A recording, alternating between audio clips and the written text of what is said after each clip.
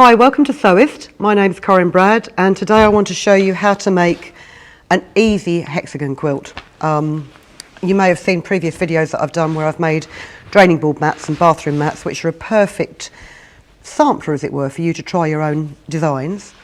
This one here, which is the nice honeycomb, oh, a bit of thread there, hexagon design.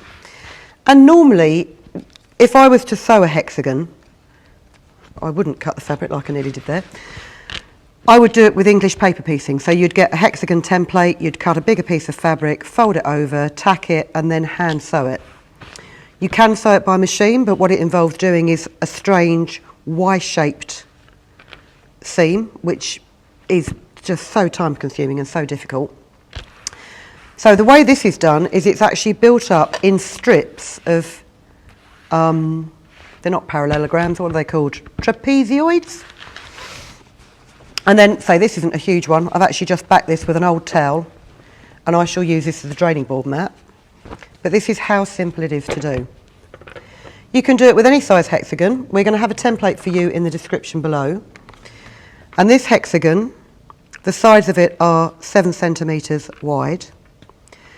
And it's not quite a half hexagon, it's slightly bigger. So this would be the half hexagon point, but I've added a 5mm seam allowance on here. I haven't put seam allowances on these sides, and you'll see why in a minute. So, the depth of this is 6.5. Layer up your fabric.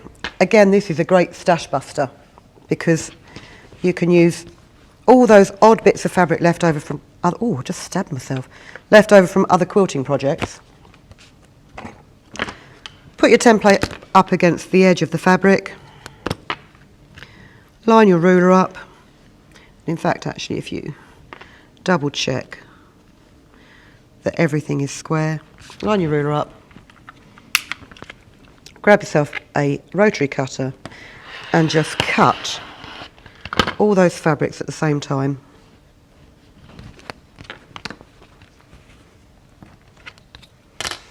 And then with each individual piece,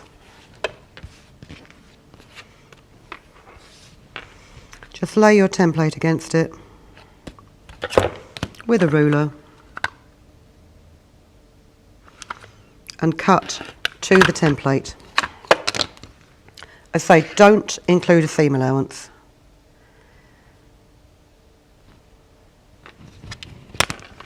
Cut this one here.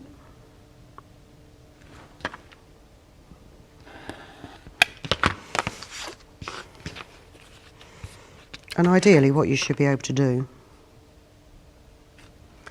is get numerous half hexagons out of each strip of fabric. The only drawback you will have with this, I think, sometimes is if you've got a directional fabric, because you have to be careful how you match them up to make sure that prints aren't the wrong way up. And the reason that we don't have a seam allowance on these short edges is because we're going to sew these together eventually, like so, and that will use up that 5mm seam allowance I've left along that middle axis. So, easy way to make it. It really helps if you've got a large enough area at home where you can lay out your design. I invariably lay mine out on the floor. This is why most of my projects have got dog hair on them. And we'll perhaps start in the middle.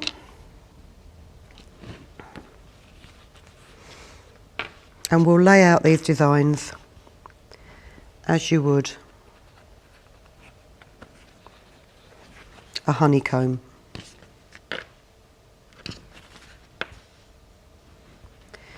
Now I'm not going to lay out every single piece of fabric because A, I do not have enough space on my board. And B, you probably don't have enough time to watch me do it, even if I did. But I'm going to lay out enough so that we've got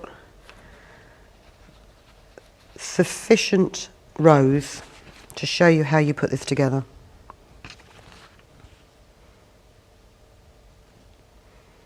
That will do. So you can see how the design builds up. I'm just going to take these away for a minute because I don't need them. These will be on subsequent rows. And then what you need to do is you need to stitch these diagonals to each other. Now the temptation would be, in most places, to line up the end of that piece of fabric with the end of that piece of fabric. What you need to do is you need to offset it by about 5mm because you're going to use a 5mm seam allowance. So then by the time you've run your line down here, you want the top edges to marry up properly. I'll show you exactly what I mean. Let me just pin this. And you know it makes sense, and you know that it's an important thing, the fact that I've actually pinned this seam before sewing it. Pop it in the machine with your normal 5mm or 1/8 of an inch seam allowance. Lock it off.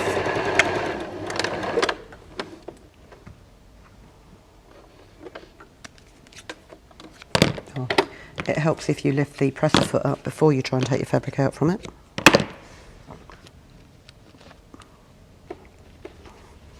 So when you open it up and finger press the seam, this top edge lines up perfectly. We'll do the same on this side. Again, leaving about 5mm difference in the end of the diagonal.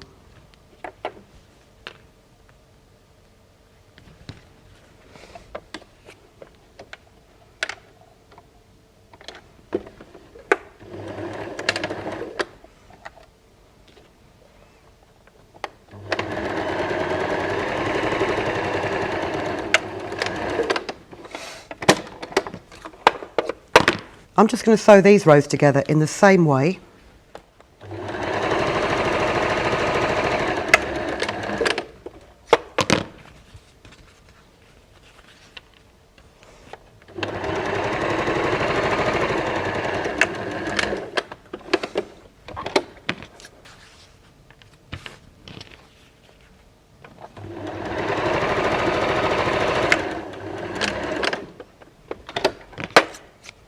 You remember me saying about not having a seam allowance on the short sides of your half hexagon? That's because that seam allowance has been taken up on each of these. And then in a minute we're going to sew the seam allowance here and here by just simply lining up those diagonal seams.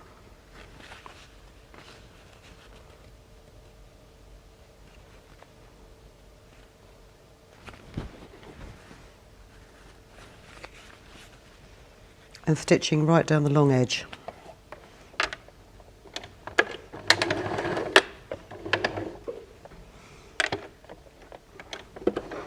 And trying not to get our fabric chewed by the feed dogs.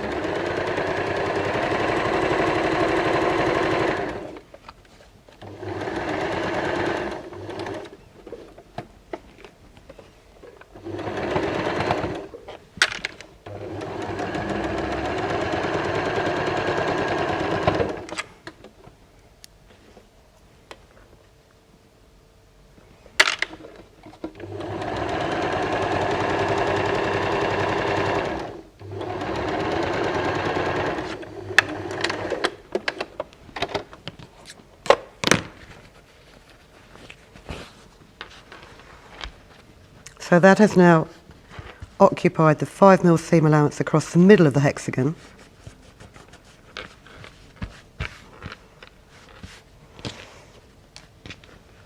And then we'll just sew these. Because what I'll do in a minute is I'll measure these just to hopefully prove that the hexagons are still regular hexagons with the same sized sides. Try saying same sized size. I can't even say it again now. Same sized sides when you have a lisp. Oh, and my needle's come unthreaded.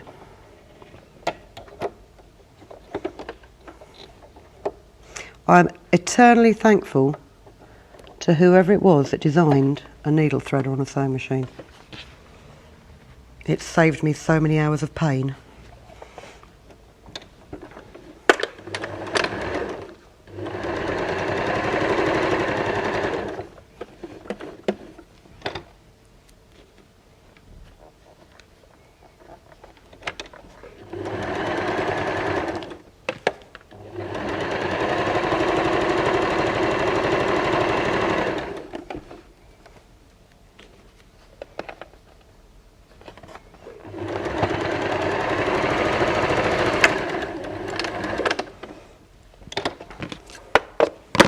And there you go.